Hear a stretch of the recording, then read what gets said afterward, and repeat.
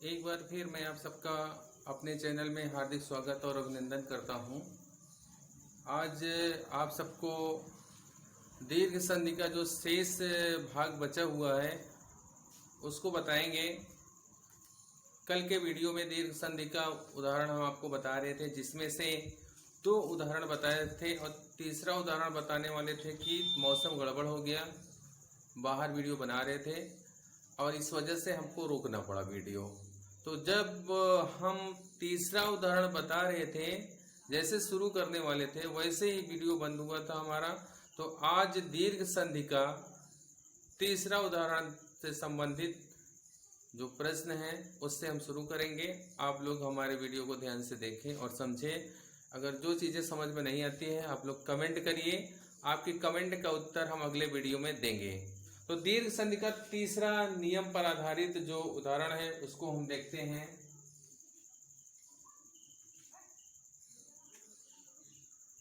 नियम क्या था एक बार हम लिख दे रहे हैं ताकि आपको फिर से समझ में आ जाए। नियम था, पहला नियम था कि छोटा आ या बड़ा आ के बाद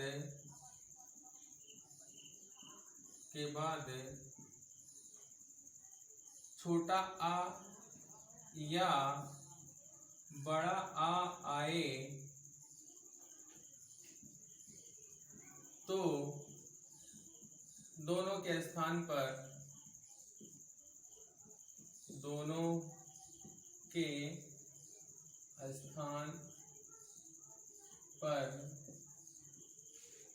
बड़ा आ हो जाता है, बड़ा आ हो जाता है। एक नियम ये था, इसका उदाहरण हम आपको बता चुके हैं। और जो दूसरा नियम था वो ये था कि छोटी ई या बड़ी ई के बाद छोटी ई या बड़ी ई आए तो दोनों के स्थान पर बड़ी ई हो जाती है। तीसरा नियम था छोटा ऊ या बड़ा ऊ के बाद छोटा ऊ या बड़ा ऊ आए तो दोनों के स्थान पर बड़ा ऊ हो जाता है। अब आप देखिए तीसरा नियम के बाद चौथा नियम था छोटी री या बड़ी री के बाद छोटी री या बड़ी री आए तो दोनों के स्थान पर बड़ी री हो जाती है। तो ये 4 नियम हैं दीर्घ संधि के, और 4 नियम में से आपको हम 2 नियम पर आधारित उदाहरण कल बता चुके हैं। आज तीसरे नियम पर आधारित उदाहरण आप लोग समझें। तीसरे नियम पर आधारित उदाहरण आप लोग देखें। शब्द है वधूत्सव। वह शब्द हमारा है वधूत्सव।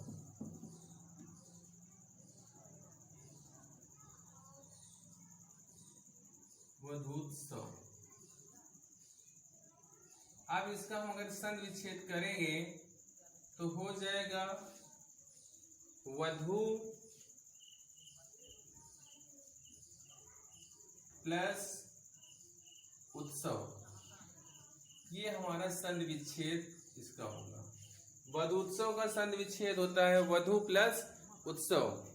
अब इसको और डिटेल से हम समझें, इसका विस्तारित रूप देख लेते हैं। अब जो वधू में बड़ा ऊ की मात्रा लगी है, अगर उसको हम हटा देंगे तो ये धा जो है आधा हो जाएगा। आधा धा में हम क्या लगा देंगे, हलन। बड़ा ऊ आगे लिख दिए। अब आगे उत्सव में ऊ अलग कर लेते हैं, बचेगा क्या, आदत्ता सा और वा, आदत्ता सा और वा लिख देते हैं। अब ध्यान दीजिए नियम क्या कह रहा है कि छोटा ऊ या बड़ा ऊ के बाद छोटा ऊ या बड़ा ऊ है तो दोनों के स्थान पर बड़ा ऊ हो जाता है। अब यहाँ देखिए बड़ा ऊ है और उसके बाद छोटा ऊ आ रहा है। अब नियम के आधार पे क्या हो जाएगा, छोटा ऊ और बड़ा ऊ मिलकर दोनों हो जाएंगे बड़ा ऊ। तो वध प्लस बड़ा ऊ प्लस आधत्ता सा वा। अब ध्यान दें, अब जो ये बड़ा ऊ है इसको हम धा में जोड़ देते हैं तो धा में बड़ा ऊ की मात्रा हो जाएगी, तो हो जाएगा वधूत सौ। अब एक पॉइंट और आपको बताएं ताकि ज्यादा समझ में आएगा, इस ऐसे में डायरेक्ट हो जाएगा। तो धा में बड़ा ऊ की मात्रा जोड़ दिए तो वधु हो गया, बचा क्या है आदत्ता सा और वा। अब क्या काम करेंगे, ये दोनों शब्द को एक बार हम फिर से जोड़ देंगे तो हो जाएगा वधूत सौ। जैसे हमारा पहले था उसी तरह से हो गया। हम आपको इतना विस्तार से ही इसलिए बताए ताकि आपके समझ में अच्छे से आ जाए। बाकी आपको पेपर में कक्षा 9 से कक्षा 6 से लेकर 12 तक अगर वधूत्सव का संधि विच्छेद करने के लिए आता है तो आप लोग बस इतना ही लिखिएगा, वधु प्लस उत्सव। संधि का नाम पूछे तो दीर्घ संधि, अगर इसका सूत्र पूछे तो अका समाड़े दीर्घा। अब चौथे नियम पर आधारित उदाहरण आप देखें। चौथा नियम पर आधारित उदाहरण है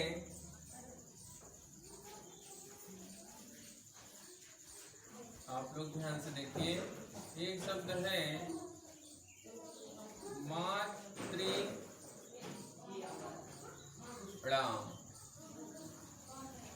मातृणाम बहुत लोग ऐसे लिखते हैं और बहुत लोग इसको ऐसे कर देते हैं, तो घबराने वाली बात नहीं है।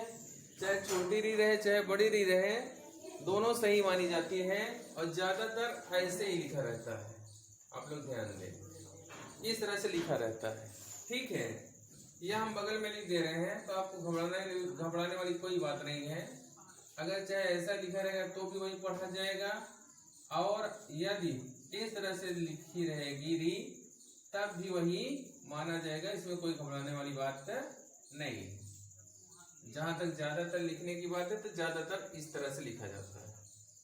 अब इसको हम देखते हैं, इसको अलग कर देते हैं।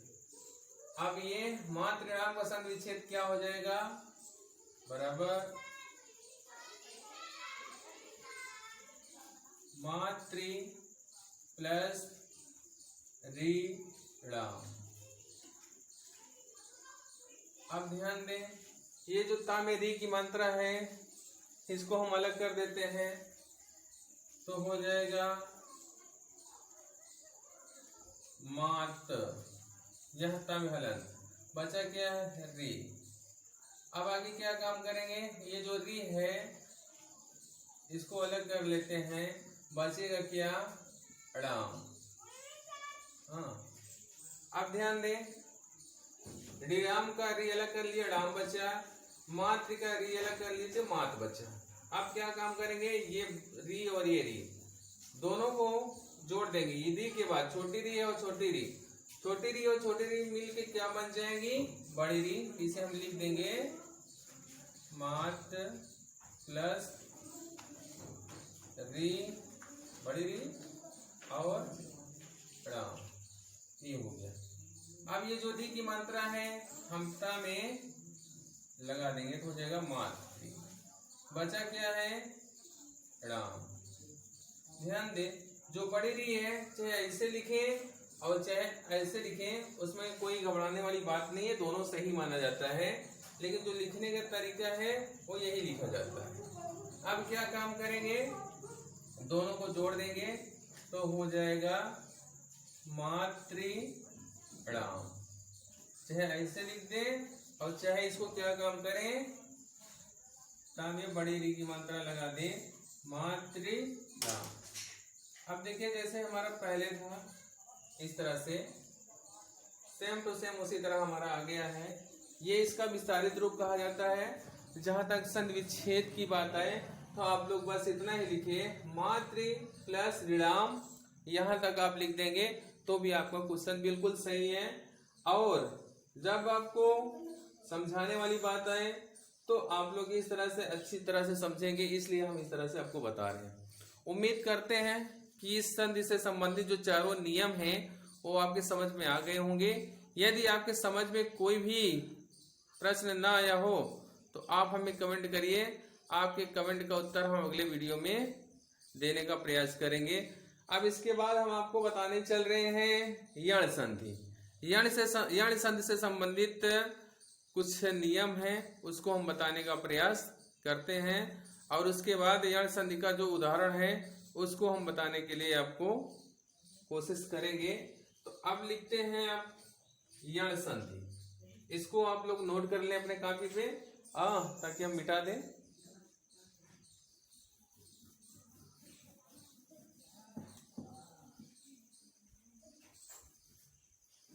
संधि का नाम है यण संधि। ये स्वर संधि की दूसरी संधि है। संधि का नाम है यण संधि। तो आप लोग हेडिंग लिखिए यण संधि। अब यण संधि का नियम क्या है और सूत्र क्या है, सबसे पहले इसका हम सूत्र लिखते हैं। यण संधि का सूत्र क्या है, इसका सूत्र होता है इको यणचि। आप लोग सूत्र जरूर याद कर लीजिएगा, कभी कभी सूत्र पूछता है कि यण संधि का सूत्र क्या है, जिससे कि कोई आपको दिक्कत ना हो। सूत्र है इको यणचि, ये सूत्र बहुत इंपॉर्टेंट है। अब इसका नियम क्या है उसको आप लोग ध्यान से देखिए। पहला नियम इसका है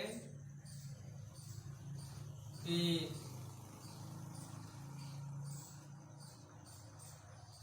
छोटी ई या बड़ी ई के बाद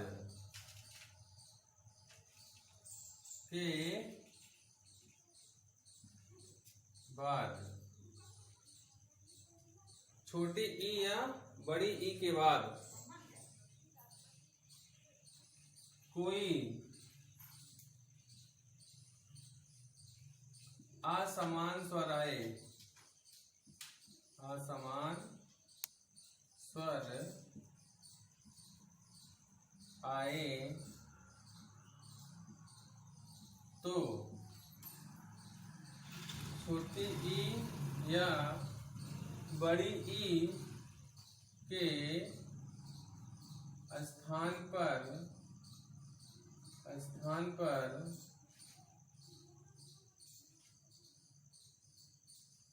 या हो जाता है। ध्यान दें, यह हलंत रहेगा, या हो जाता है। ये पहला नियम है कि छोटी या बड़ी के बाद कोई असमान स्वर आए तो छोटी या बड़ी के बाद, सॉरी छोटी ई या, यहाँ पे या लिख देते हैं, छोटी ई या बड़ी ई के स्थान पर या हो जाता है। दूसरा नियम है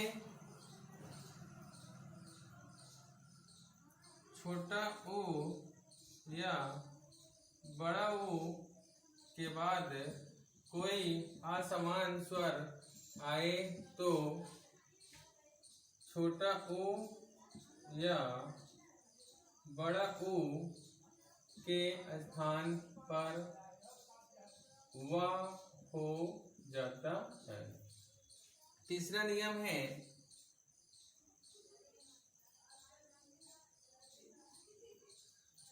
छोटी री या बड़ी री के बाद कोई असमान स्वर आए तो छोटी री या बड़ी री के स्थान पर रा हो जाता है।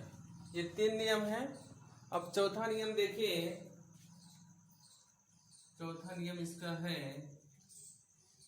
छोटी ली या बड़ी री के बाद कोई असमान स्वर आए तो छोटी री या बड़ी री के स्थान पर ला हो जाता है। तो इसका नियम एक बार फिर देख लीजिए आप। छोटी ई या बड़ी री, हाँ, छोटी ई या बड़ी के बाद कोई असमान स्वर आता है। समान और असमान स्वर आपको बहुत पहले स्टार्टिंग के संधि में बताए हैं। जैसे छोटा आ के बाद छोटा आ या बड़ा आए तो ये समान कहलाता है, और छोटा आ या बड़ा के बाद छोटा आ या बड़ा को छोड़कर कोई दूसरा स्वर आए तो ये असमान स्वर कहलाएगा। इसी तरह से इसका नियम है। तो छोटी ई या बड़ी के बाद कोई असमान स्वर आए तो छोटी ई या बड़ी के स्थान पर या हो जाता है। दूसरा नियम है छोटा ऊ या बड़ा ऊ के बाद कोई असमान स्वर आए तो छोटा ऊ या बड़ा ऊ के स्थान पे वाह हो जाता है। लेकिन ध्यान दीजिए, या में भी हलंत रहेगा, वाह में भी, रा में भी और ला में भी। छोटी ली या बड़ी ली के बाद कोई असमान स्वर आता है तो छोटी री या बड़ी री के स्थान पर रा हो जाता है। और चौथा नियम है छोटी ली या बड़ी ली के बाद कोई असमान स्वर आता है तो छोटी ली या बड़ी ली के स्थान पर ला हो जाता है। ये नियम है। अब इसका उदाहरण हम देख लेते हैं। तो उदाहरण नंबर 1 हम ध्यान से समझें। पहले उदाहरण पर पहला नियम पर आधारित पहले नियम पर आधारित उदाहरण आप देखें। तो एक शब्द है, ध्यान दें, इत्यादि। बहुत इंपॉर्टेंट शब्द है ये, इत्यादि। अगर इसका हम संधि विच्छेद करेंगे तो हो जाएगा इत्यादि का इति प्लस आदि। ये इसका संधि विच्छेद होता है। इत्यादि का संधि विच्छेद क्या हो जाएगा? इति प्लस आदि। अब ध्यान दें, ई और ता का छोटी ई की मात्रा अलग कर लिए, यहां छोटी ई चली आई, ता में हो गया हलंत। अब बचा क्या है? आदि। तो आदि का आ अलग कर लेते हैं, बचेगा का दी। ये ध्यान दें। अब क्या कह रहा है कि छोटी या बड़ी के बाद कोई असमान स्वर आए तो ई के स्थान पे क्या हो जाता है? या। यहाँ पे देखिए छोटी ई है, बाद में असमान स्वर है, तो छोटी के स्थान पर क्या हो जाएगा? या। ये पहले नियम के आधार पर। तो इत प्लस या, यहाँ हलंत रहेगा, प्लस आ प्लस दी। अब ध्यान दें, ई के स्थान पे या कहा हुआ? जो हमारा पहला नियम है कि छोटी ई या बड़ी के बाद कोई असमान स्वर आए तो छोटी ई या बड़ी के स्थान पर या हो जाता है। तो उसी नियम पर ये ई के स्थान पर या हो गया, क्योंकि ई के बाद बड़ा आ है और ई के बाद बड़ा आ, ई का असमान स्वर है। अब क्या काम करेंगे? देखिए, जो बड़ा की मात्रा है वो या में जोड़ देंगे तो हो जाएगा ई ता प्लस या हो जाएगा प्लस दी। आप क्या काम करेंगे? ई आदत्ता या और दी जोड़ देंगे तो ये हो जाएगा या दी। अब एक काम और करेंगे, आधाता को आधाता की तरह लिख देंगे तो हो जाएगा हमारा आधाता या और दी। अब ध्यान दें, जैसे ये हमारा है वैसे ये है, तो दोनों एक समान हो गए, इसका मतलब कि सही है। और आपको पेपर में अगर लिखने के लिए आएगा तो सिर्फ इतना ही आएगा, इत्यादि का संधि विच्छेद क्या होगा तो आप लोग बताइएगा इति प्लस आदि। इसका सूत्र क्या है? इको यणच। बस इतना सही। बाकी ये आपको डिटेल में बताने के लिए हम इस तरह से इसका विस्तारित रूप किए हैं ताकि आपको किसी प्रकार की कोई दिक्कत ना हो, हर चीज आपकी समझ में आ जाए। अब इस नियम पर आधारित दूसरा उदाहरण आप लोग देख लें। तो उदाहरण नंबर 2, दूसरे नियम पर आधारित इसका उदाहरण। एक शब्द है, बहुत इंपॉर्टेंट है ये, कक्षा 10 में कई बार बोर्ड पेपर में आ चुका है। शब्द है स्वागतम। अगर हम स्वागतम का संधि विच्छेद करेंगे तो हो जाएगा सु प्लस आगतम। आप लोग इस जो पहला उदाहरण बताए हैं इसको लिख लें और दूसरा उदाहरण ध्यान से समझें। स्वागतम का संधि विच्छेद होता है सु प्लस आगतम। इसको लिखेंगे कैसे, ध्यान दें, सु प्लस आगतम। अब इसका हम और विस्तारित रूप दें तो सा का जो छोटा ऊ है उसे हम अलग कर लेंगे, तो सा में हो जाएगा हलन, छोटा ऊ यहाँ चला जाए। ध्यान दो, सा का छोटा ऊ अलग किए, सा आधा हो गया, सा में हलक लग गया, प्लस आगतम। अब आगतम का हम आ अलग कर लेते हैं, आ अलग कर लिए, बचा क्या है ग। अब ध्यान दें, छोटा ऊ के बाद बड़ा आ रहा है, यानी कि छोटा ऊ का बड़ा आ समान स्वर माना जाएगा। तो छोटा ऊ के बाद अगर कोई आ समान स्वर है, ध्यान दें, छोटा ऊ या बड़ा ऊ के बाद कोई आ समान स्वर होता है तो छोटा ऊ या बड़ा ऊ के स्थान पे क्या हो जाता है, वाह। तो अब यहाँ छोटा ऊ के स्थान पर हो जाएगा वाह, वाह में लगेगा हलन। ठीक है, बचा क्या है आ प्लस गतम। अब एक काम और हम करते हैं इसके बाद। अब देखिए, ये जो वाह है, वाह में बड़ा आ की मात्रा हम जोड़ देते हैं तो क्या हो जाएगा, आधा सा प्लस वाह प्लस गतम। अब फिर हम क्या करेंगे, वाह और गतम को एक में कर देंगे तो हो जाएगा आधा सा प्लस वाह गतम। अब क्या काम करेंगे, दोनों को एक में कर देंगे, आधा सा को आधा सा की तरह लिखेंगे, बड़ा वा ग त म, ये आपका हो गया स्वागतम। अब देखिए, जैसे यहाँ था वैसे यहाँ आ गया। इसका मतलब ये है कि ये संधि हमारी सही है। अगर ये आपके समझ में ना आया हो तो आप हमें कमेंट करिए, हम आपको दूसरे वीडियो में फिर से बताने का प्रयास करेंगे। अब दो उदाहरण हो गया। अब इस संधि पर आधारित जो तीसरा नियम है, तीसरे नियम को हम देख लेते हैं। तो अब इसको हम मिटा रहे हैं, आप लोग अपने कॉपी पर नोट कर लें। तीसरे नियम पर आधारित उदाहरण आप देखें, इसको भी मिटा दे रहे हैं और उसको भी।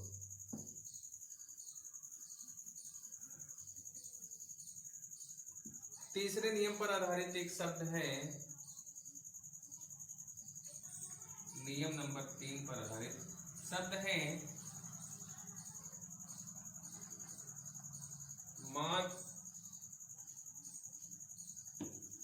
शब्द है पित्राज्ञा। पित्राज्ञा।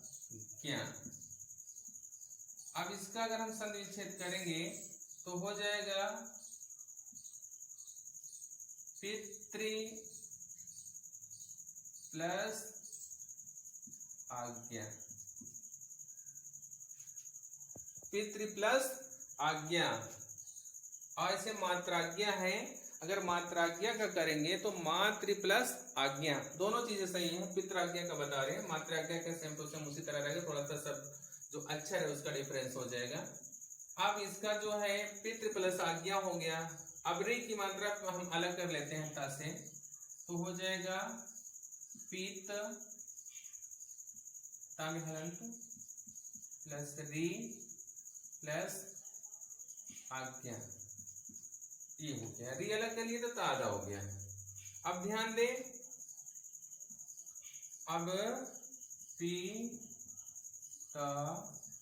प्लस री प्लस आज्ञा का आ अलग कर लेते हैं प्लस ज्ञा। अब ध्यान दें, री के बाद क्या आ रहा है, बड़ा आ, यानी कि री का असमान स्वर बड़ा आ है। अगर छोटी री या बड़ी री के बाद आ कोई असमान स्वर आए तो छोटी या बड़ी री के स्थान पर क्या हो जाता है रा। अब यहाँ पे री के बाद असमान स्वर आया है, इसलिए इस री के स्थान पर हो जाएगा रा। तो लिखेंगे कैसे? पित प्लस रा प्लस आ प्लस ज्ञ। और ध्यान दें, अब ये जो रा है, रा को हम क्या करेंगे? ता में जोड़ देंगे तो हो जाएगा पीत, यहाँ पे हलंत, प्लस आ प्लस ज्ञ। अब ये आ को ता में फिर जोड़ देंगे तो हो जाएगा पित्रा प्लस ज्ञ। अब की बार दोनों को जोड़ देंगे तो हो जाएगा पित्राज्ञ। अब आ गया जैसे हमारा पहले था। हाँ, पेपर में आपको सिर्फ इतना ही लिखना रहेगा कि पित्राज्ञा का संविच्छेद क्या होता है। तो आप लिखेंगे पितृ प्लस आज्ञा। ठीक है, घबराने वाली बात नहीं है। आपको हम इसलिए इतना बता रहे हैं ताकि आपको भविष्य में कोई दिक्कत ना हो, वो आपकी समझ में अच्छी तरह से आ जाए। अब इस नियम पर आधारित चौथा और अंतिम उदाहरण देख ले। तो उदाहरण नंबर 4, एक शब्द है लाकृति। लाकृति, अगर इसका हम संविच्छेद करें तो हो जाता है इसका संविच्छेद लृ प्लस आकृति। अब ध्यान दें, लृ यहाँ भी लिखते हैं, आकृति का आ अलग कर लेते हैं, बचेगा क्या? कृति। देखिए क्या किए हैं, आ को आकृति से अलग कर लिया है तो बचेगा कृत। अब यहाँ देखिए लृ के बाद आ रहा है, यानी कि लृ का असमान स्वर आ है, तो लृ का अगर असमान स्वर है तो लृ के स्थान पे क्या हो जाएगा? ला। यहाँ देखिए छोटे ली या बड़ी ली के बाद कोई असमान स्वर आता है तो छोटी ली या बड़ी ली के स्थान पे ला हो जाता है। तो नियम के आधार पर इस लृ के स्थान पर क्या हो जाएगा? ला। ला में हलंत रहेगा, प्लस बड़ा आ प्लस कृति। अब आगे क्या काम करेंगे? बड़ा आ को ला में जोड़ देंगे, बड़ा ला हो जाएगा, प्लस कृति बची है, कृति लिख देंगे। अब की बार दोनों को जोड़ देंगे तो हो जाएगा लाकृति। इस तरह से अब ये जैसे है ऐसे यहाँ पर पेपर में आपको बस इतना ही लिखना है, लृ प्लस आकृति। उम्मीद करते हैं कि समझ में आ गया होगा। हाँ, अभी आज आपको हम एक तो यण संधि बताएं, इस पर आधारित 4 नियम थे। चारों नियम बताया गया और चारों नियम पर आधारित एक एक उदाहरण बताया गया। और इसके पहले दीर्घ संधि की 2 नियम पर आधारित उदाहरण बताएंगे। उम्मीद करते हैं कि आपके समझ में आया होगा। यदि आपके समझ में ना आया हो तो आप कमेंट करिए, हम आपके कमेंट का जवाब अगले वीडियो में देने की कोशिश करेंगे। और हमारा चैनल आपको कैसे लगा ये भी हमें कमेंट करके लिखिए। और आप लोग हमारे वीडियो को देखें, सब्सक्राइब करें और मित्रों तक शेयर करें, लाइक करें। अगर आपको कोई दिक्कत होती है तो आप हमें कमेंट करिए, आपको हम बताएंगे कि किस तरह से सब्सक्राइब किया जाता है, लाइक किया जाता है और शेयर किया जाता है। और यदि कोई भी प्रश्न अभी आज जो बताया गया इसमें से आपको डाउट हो तो आप कमेंट करके ज़रूर लिखिएगा। हम आपके कमेंट का जवाब अगले वीडियो में देने की कोशिश करेंगे। तब तक के लिए आपको बहुत बहुत धन्यवाद।